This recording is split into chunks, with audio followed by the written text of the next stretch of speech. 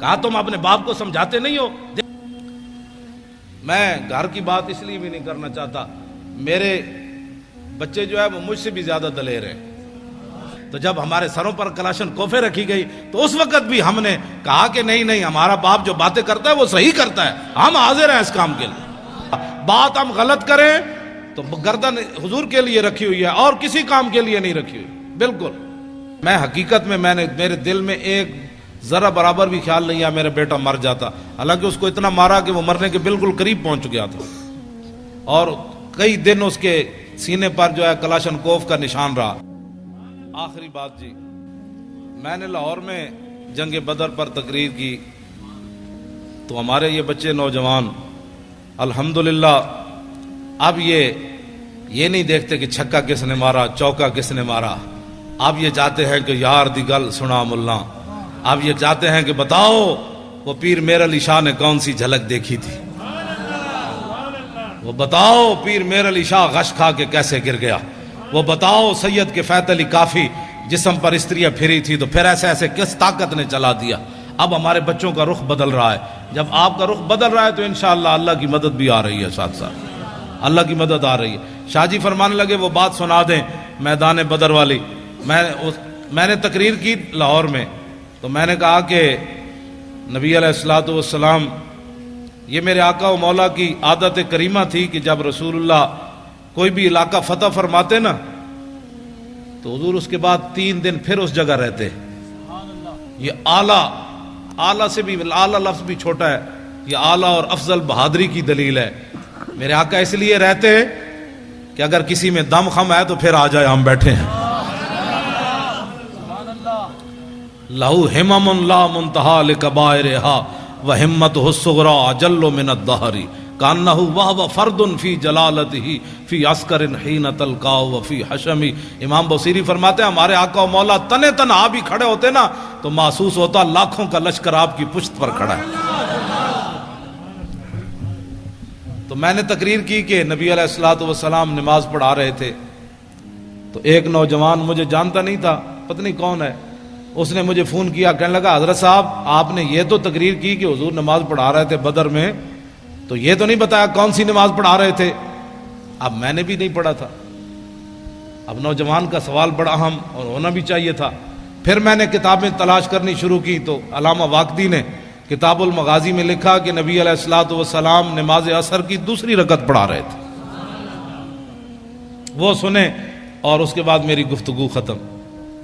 دیکھنا میری طرف ہے، حدیث پھر سمجھ آئے گی۔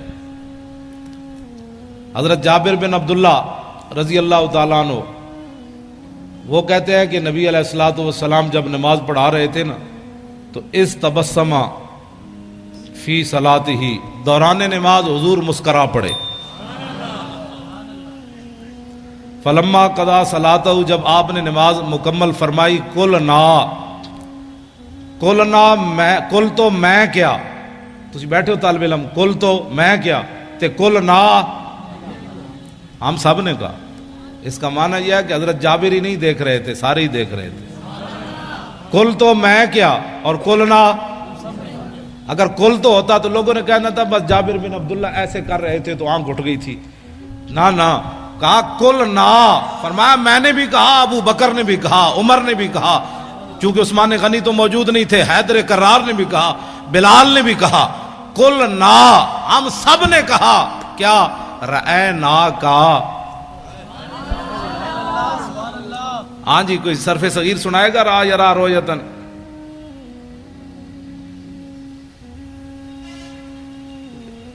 را یرا رویتن فورائن وروی یرا رویتن فذاک مریون لم یرا لم یرا لا یرا لا یرا لن یرا لن یرا لا یرین لا یرین لا یرین لا یرین علم من رال ترال یرا لا یرا ون ین لا ترى لا ترى لا یرا لا یرا ضرب من مران مرایان مرائن و مرائن ولالت من مران مرایان مرائن و مرائن مرات مراتان مرائن و مرایت مراون مران مرائی مرائی و مرایت افضل التفضیل مذکر من ارا رایان ارا نارائن و رائن والمنس من رؤیا رؤیان رؤیات روان و رؤیا فعل تاج من ارا و رائبی و راو و یا راو وات۔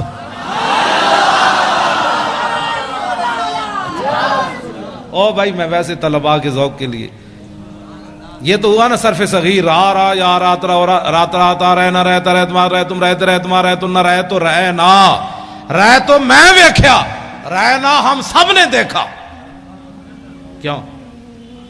ہم سب نے دیکھا. رہنا کا تبسم تھا، ہم نے سب نے دیکھا. حضور آپ مسکرا رہے تھے، لاکھوں سلام.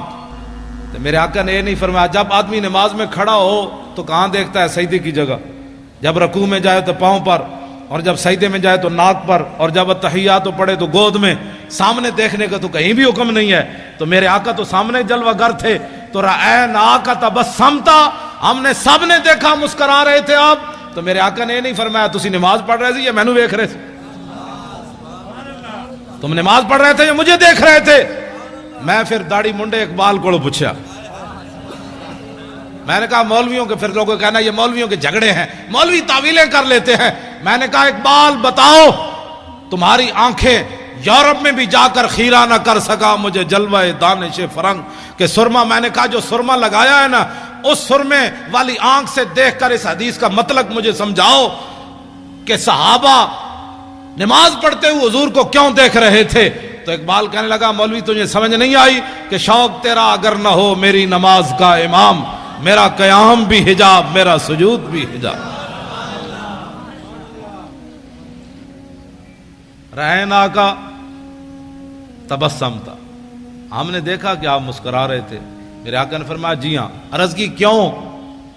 اب ذرا توجہ میری طرف دیکھنا ہے، حدیث پھر ہی آپ کو سمجھ آنی ہے. یہ اس کا تعلق رہنا کا کہ رویت کے ساتھ ہے نا. تو رویت ہوگی تو پھر بات ہوگی. آپ میری طرف دیکھیں گے تو حدیث پاک بھی آپ کو سمجھ آئے گی. میرے آقا نے فرمایا مرہ بی میکائیل، فرمایا جب میں نماز پڑھا رہا تھا نا، دوسری رکعت کے لیے کھڑا ہوا تو میرے قریب سے میکائیل فرشتے گزرے.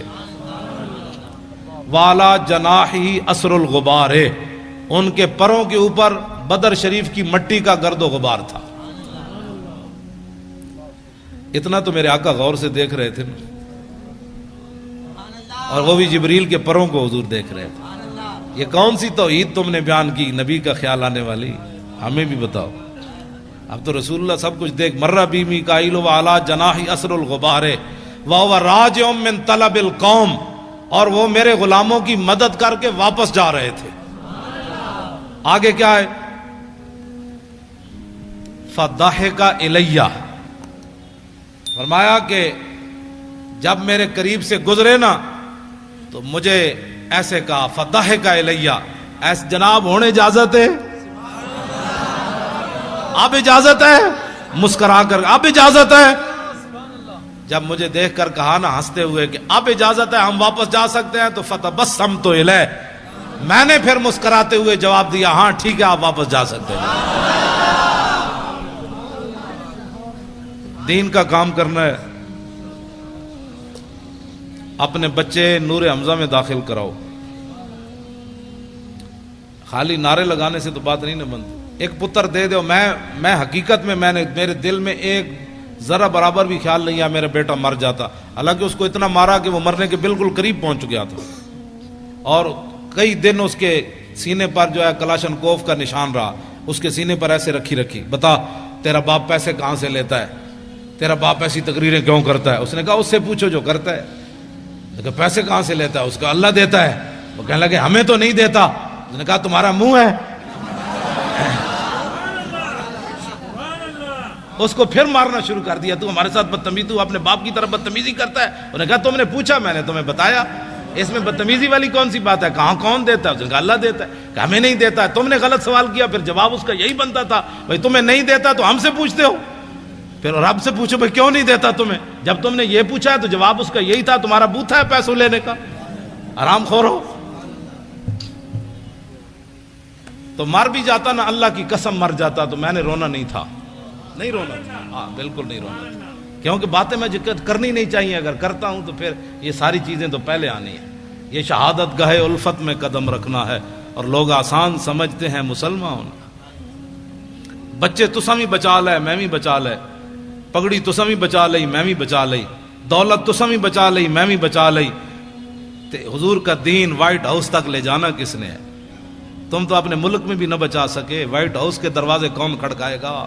کون آئے گا خالد بن ولید کی قیادت میں کون آئے گا محمود غزنوی جو سومناتھ کے مندر توڑے گا؟ کون آئے گا صلاح الدین ایوبی جو حج عمرے چھوڑ کر بیت المقدس آزاد کرائے گا؟ اب بتاؤ یہ کس نے کام کرنے ہیں؟ آپ نے بھی سب کچھ بچا لیا، میں نے بھی بچا لیا، میں نے بھی پرچے نہ جھلے، آپ نے بھی نہ جھلے، میں بھی جیل میں نہ گیا، آپ بھی نہ گئے، میں بھی ممتاز قادری کے ساتھ کھڑا نہ ہو سکا، آپ بھی نہ کھڑے ہو سکے، تو پھر بتاؤ ناموس رسالت پر پہرا کون دے گا؟ پہرا تو میں نے اور آپ نے دینا ہے۔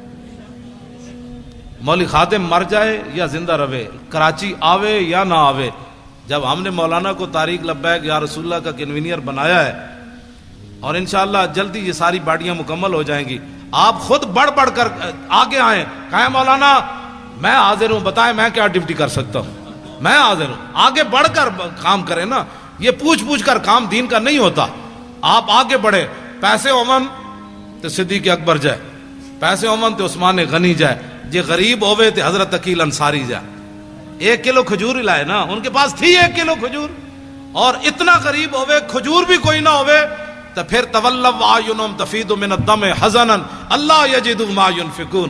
جب میرے آقا نے فرمایا قلت لا اجد ما احملکم، غزوہ تبوک کے موقع پر میرے حبیب جب آپ نے یہ بات فرمائی تھی نا اپنے غلام غریبوں کو کہ سواری نہیں ہے، ہم تمہیں کس پر بٹھا کر لے جائیں، 1200 میل کا سفر ہے، تو میرے حبیب وہ منظر میں رب بھی دیکھ رہا تھا کہ جب آپ کے دربار سے غریب صحابہ لوٹے تو رو رہے تھے، یا اللہ ہمیں تو نے پیسے کیوں نہیں دیے، آج ہم بھی سواریاں خرید کر تیرے نبی کے ساتھ تو چلتے کم از کم۔ غریب اس کو کہتے ہیں، غریب اس کو نہیں کہتے جو گھروں کے دروازے کھڑکا کے کبھی زکوٰۃ مانگتا پھرے، کبھی صدقے مانگتا پھرے اور امت پر بوجھ بن جائے۔ غریب یا تو عقیل انصاری ہے یا وہ غریب صحابہ ہیں جو رو پڑے تھے کہ یا اللہ ہم تیرے نبی کی خدمت بھی نہ کر سکے، صدیق جتنا مال تو دینا تھا ہمیں، تو باقی رہ گئے منافق۔ توجہ، میں نے جو مطالعہ کیا، منافق اس کو کہتے ہیں نہ اعلیٰ کام پر راضی ہوتا ہے نہ ادنا کام پر راضی ہوتا ہے۔ یہ بات میری پوری، میں نے وثوق سے یہ بات کر رہا ہوں۔ منافقت کا جو میں نے مطالعہ کیا ہے وہ یہ ہے کہ منافق کبھی بھی نہ اسلام پر راضی ہوتا ہے نہ اسلام کے چاہنے والوں پر راضی ہوتا ہے۔ اعلیٰ کام کرے تو پھر بھی تنقید کرتا ہے اور چھوٹا کام کرے تو پھر بھی تنقید کرتا ہے۔ صدیق اکبر جب سارا مال لے آئے نا تو منافق کہنے لگے یہ تو ریاکار ہے، یہ تو ریاکار ہے، لوگوں کو بتانا چاہتا ہے میں سارا مال لے آیا۔ جب عقیل انصاری کلو کھجور لے آئے تو منافق کہنے لگے اللہ کو اس کی کیا ضرورت تھی کلو کھجور کی، یہ اللہ کو یہ دیتا ہے۔ یہ بات سمجھ آ رہی کہ منافق نہ اعلیٰ چیز پر راضی ہوتا ہے نہ ادنا چیز پر، اور مومن وہ ہوتا ہے جو اعلیٰ پر بھی خوشیاں مناتا ہے ادنا پر بھی خوشیاں مناتا ہے۔ وہ مل گیا سبحان اللہ، کلو کھجور بھی مل گئی سبحان اللہ۔ انہیں جانا انہیں مانا، انہیں جانا، اے لطف نہیں آیا اس شعر دا، اے میں نو گلہ پھر جانا ہے کراچی والے، اے سارے ہی بولنا ہے انہیں جانا او جناب تو سارے نو سلام ہوئے جڑے قد نال کھڑے ہو تسی بولو او لینڈ لائی تسی سبحان اللہ، سارے بولنا ہے انہیں جانا بس انہیں جانا۔ ہم بھی یہی سبق دے رہے، میں کیا بھئی مولوی خادم شعر ہے ہوئے، اس شعر کی کیا بات ہے، حضرت صاحب بڑے جناب، حضرت صاحب دے 8 گز دی پاک بندے نہ، یہ حضرت کون ہوتا ہے؟ جب میرے آقا کی بات ہو گئی تو اس کتے کو بھی لوگ پوچھیں گے یہ بھی بڑا بھونکتا رہا ہے۔ اتنے ہی حضور سے اتنی محبت ضرور کرنی ہے، اتنی محبت ضرور کرنی ہے رسول اللہ سے، اتنی محبت۔ ہمارے وہ مولانا تھے محمد فاضل صاحب شیر پنجاب، وہ کہتے تھے کہ اتنی محبت کر کے رسول اللہ سے قبر میں ضرور جانی ہے کہ جب فرشتے آئیں تو ان کو کہہ دو ذرا رک جاؤ ہنے آ جان دے، ذرا رک جاؤ ہنے آ جان دے، جو آ گئے تھے میں دس دے آ گئے۔ بھائی رک جاؤ، رسول اللہ تشریف لا رہے ہیں، آج تو ان سے پوچھنا ہے کہ میری غلامی قبول ہے کہ نہیں ہے۔ تو میرے آقا تشریف لائیں تو کہ فرما دیں جانے دو یہ اپنا ہی ہے، اس نے کراچی کے روڈوں پر میرے لیے بڑا کام کیا، جب بھی میری بات آئی اس نے میری بات ہی کی ہے، یہ اپنا ہی ہے آپ جانے دو، بس اپنا ہی ہے یہ جانے دو۔ پل صراط پر بھی حضور فرمائے اپنا ہی ہے، نامہ اعمال جہاں تو جہاں حوض کوثر پر میرے آقا جام پلائیں، فرمایا اس کو آگے بلاؤ، اس نے میری خاطر بڑی گالیاں کھائیں، اس نے میری خاطر بڑی دنیا سے پھنڈا ڈا، آج اس کو ذرا آگے لاؤ لائن توڑوا کر، مزہ تو پھر ہے، ورنہ یہ حضور فرمائے آج پانی پینے آ گیا، تیرے پاس تو ٹائم ہی نہیں تھا میری عزت کے لیے، کیا کرے گا تو؟ آج انہیں مانو، اچھا بولو نا، اے تو بولنا ہے انہیں جانا نہ رکھا غیر سے کام، للہ الحمد میں دنیا سے مسلمان گیا۔ جو لبرل والے ہیں ان کے لیے شعر، رہے گا یوں ہی ان کا چرچا رہے گا۔ آپ میں کوئی بھی لبرل والا نہیں ہے، میں انہیں کہنا چاہتا ہوں جو لبرل والے ہیں ان کو میں یہ جواب دے رہا ہوں کہ پاکستان لبرلزم کی طرف نہیں جا رہا، پاکستان لبیک یا رسول اللہ کی طرف جا رہا ہے۔ لبیک۔ میں گھر کی بات اس لیے بھی نہیں کرنا چاہتا، میرے بچے جو ہے وہ مجھ سے بھی زیادہ دلیر ہیں، بالکل۔ میں نے تھوڑا سا گھر میں گیا تو میں نے کہا کہ انہوں نے کہا نہیں کیا بات ہے، جب دین کے نام کا کھاتے ہیں تو جب دین کے نام پر تھوڑی سی پریشانی آئی تو پریشانی والی کیا بات ہے؟ میں نے کہا ظاہر بچے ہوتے ہیں، بچیاں ہوتی ہیں، تو میں نے سمجھایا، میں نے بیٹھ گیا، میں نے کہا نہیں جی کیا پریشانی ہے، وہ ہمیں مار بھی دیتے تو پھر کیا ہونا تھا، جب آپ باتیں کرتے ہیں تو ہمیں پتہ ہے کہ ہمارے ساتھ کیا ہونا ہے۔ تو میں نے کہا شکر ہے اللہ کا، شکر ہے اللہ کا، یہ نہیں کہ دین کے نام پر۔ کہا ابو جی ہم کھاتے جو ہیں، جب آتا ہے تو اس وقت ہم کہتے ہیں ماشاءاللہ ہمارے ابو جی بڑے اچھے ہیں، تو جب ہمارے سروں پر کلاشن کوفے رکھی گئی تو اس وقت بھی ہم نے کہا کہ نہیں ہمارا باپ جو باتیں کرتا ہے وہ صحیح کرتا ہے، ہم حاضر ہیں اس کام کے لیے۔ کہا تم اپنے باپ کو سمجھاتے نہیں ہو، دیکھو تمہارا ساتھ کیا ہو رہا ہے۔ انہوں نے کہا ہمارا باپ جو باتیں کرتا ہے وہ بالکل ٹھیک کرتا ہے اور اس کو کرنی بھی چاہیے ایسی باتیں۔ اب وہ کیا کرتے، میرے بچوں کو گولیاں مارنے سے تو رہے، انہوں نے سمجھا یہ دبک جائیں گے، انہوں نے نہیں پتا کہ میں تو دن رات ان کو یہی باتیں تبلیغ کرتا ہوں، گھر بار بھی کرتا ہوں، ان کو بھی کہتا ہوں کہ بچوں جب حضور کی بات آ جائے تو بات پھر کچھ اور کرنی ہے، نہ سدا تو رہنا کوئی نہیں، یہاں جب جائیں تو طریقے سے تو جائیں۔ غازی علم الدین کی ماں جب آخری بار ملنے کے لیے میاں والی جیل گئی تو رو پڑی، تو علم الدین کہنے لگا ماں تو ایسی پریشان ہو گئی، بہت سارے ماؤں کے بچے پیدا ہوتے مر گئے، کوئی سانپ لڑے مر گئے، کسی کو ڈنگ لگا مر گئے، ڈوب کر مر گئے، تو کتنی خوش نصیب ہے کہ تیرا بیٹا جو ہے حضور کی عزت پر جان دے رہا ہے۔